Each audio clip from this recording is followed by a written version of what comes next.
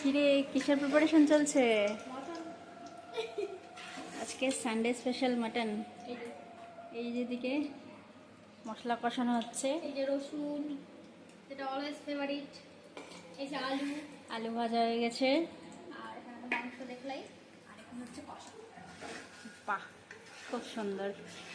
আর এইদিকে আমি ভাজছি হচ্ছে মাছের ডিমের বড়া। মানে আমি আর মা হচ্ছে মাংস খাই না বাড়িতে, যার জন্য মাছের ডিম আনা হয়েছে। মাছের ডিমের বড়া করে ঝোল করা হবে, সেটা আমি করছি।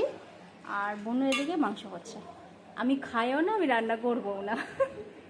ঠিক, একদম ঠিক কথা। তুই রান্না করবি, সবাইকে খাওয়াবি। একদম। কি সুন্দর যে কালার এসছে, কি বলবো। গরম কেমন লাগছে?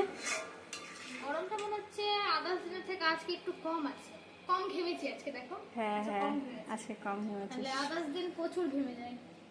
কালার কিন্তু ভালো এসছে। ভালো এসছে। আর এই যে তোমার ডিমের বড়া।